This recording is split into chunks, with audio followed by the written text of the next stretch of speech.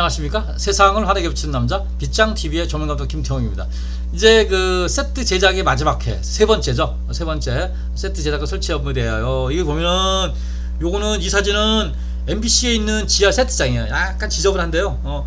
어쩔 수 없어요. 이거는 뭐 이게 지저분한 정도가 이 정도면 정리가 잘 된 거예요.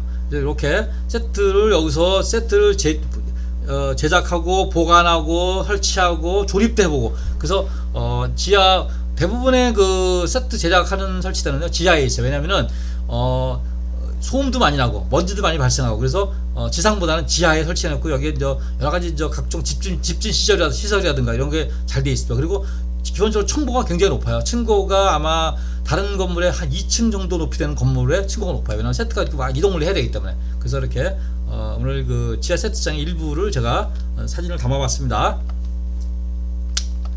자, 이제 계속해서 인터뷰에 대한 이 PPT 한번 보도록 하겠습니다.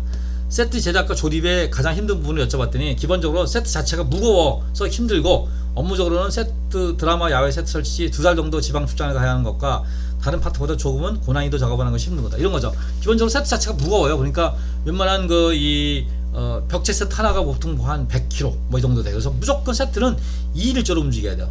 2인 1조로 움직여야 되고 그리고 다 밀차에다 올려놓고 이렇게 움직여야 되고 그다음에 이 스튜디오 방송사 내에서 세트하는 거는 별 문제가 안 되는데 야외 오픈 세트 예를 들어서 무슨 요즘에 하는 드라마 뭐 검은 태양이다. 검은 태양이 뭐 오픈 세트다. 근데 그게 서울이 아니고 뭐 용인이다.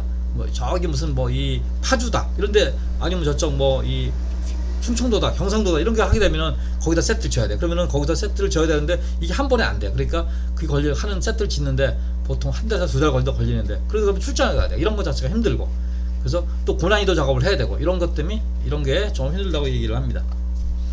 세트 제작과 조립은 도제 시스템인가? 이게 여쭤봤더니 가리키는 대학은 있지만 기본적으로 다시 배워야 하며 본인의 경우 목공학원을 1년 정도 다니면서 관련 자격증, 건축, 공예, 가구 제작을 취득하고 입사했고 세트맨으로 시작하는 경우는 반드시 자격증이 필요하지 않다 이렇게 했어요. 그러니까 가리키고 있는데요. 실질적으로 크게 이 대학을 나왔다고 해서 크게 도움이 되는 건 아니고 기본적으로 그런 기본적인 걸 배웠다고 해도 다시 와서 배워야 돼요. 그래서 학원도 있고 그랬는데 제가 인터뷰하신 이 세트 하시는 분은 이렇게 자격증 따고 이렇게 하는데 자격증 없어도 이렇게 할 수 있는 거가 이쪽 파트라고 얘기를 합니다.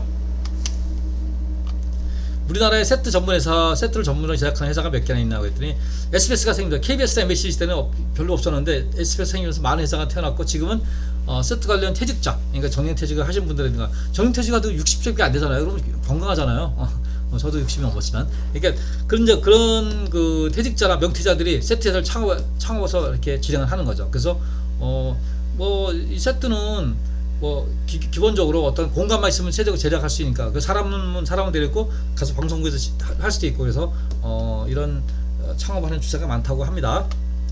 향후 세트 제작에 대한 전망을 여쭤봤더니 향후는 전망이 좋다고 생각하며 방송에서 세트 제작은 기본이기 때문에 반드시 필요하다고 생각하며 비교적 큰 기술 없이 배울 수 있는 파트라고 생각을 합니다. 이렇게 이분은 또 말씀을 해주셨습니다. 젊은 직원들이 일하고 있는지 했더니 최근에 많이 입사를 하고 있다고 합니다. 기본적으로 젊은 친구들이. 왜냐면 또 목공이라는 거가 이제 과거보다는 아주 그 특수한 분야에서 약간 좀 더 대두가 됐어요. 왜냐면 DIY 이런 게 생겨나고 하다 보니까 그리고 이제 인테리어를 하려면은 목공을 기본적으로 알아야 되잖아요. 그러다 보니까 젊은 직원들이 많이 들어오고 있다고 합니다. 향후 AI로 세트 설계 및 제작이 가능할지를 여쭤봤더니 프로그램에서 세트의 유무는 사실감 차이인데 가상 스튜디오에서 제작하는 영상의 리얼리티에는 한계가 있다고 생각하며 보다 나은 리얼리티를 위하여 세트의 고급화 진행되면 유망하다고 생각합니다. 그러니까 AI로 제작이 굉장히 쉽지 않을 것 같아요. 내가 보기에는. 왜냐면은 그 디테일을 어떻게 AI가 다 할 것이냐, 그리고 이 세트 디자인이라든가 이런 분들의 생각을 어떻게 구현할 것인가 이거 보면 쉽지가 않다고 생각을 하는데 그럼에도 기본적인 세트를 아마 AI가 하는 시대가 나오지 않을까 생각을 합니다. 그래서 그러려면 당장은 아니고 한 10년, 20년 뒤가 될 수도 있어요. 그래서 이번 시간에 이렇게 미술의 세트맨, 방송에서 세트맨이라고 하는데 그 세트 디자인 파트를 세트를 만들고 조립하고 설치하고 그런 파트 중에 제가 궁금증 중심으로 전문가와 인터뷰한 내용을 이렇게 세 번에 걸쳐 다뤄봤습니다.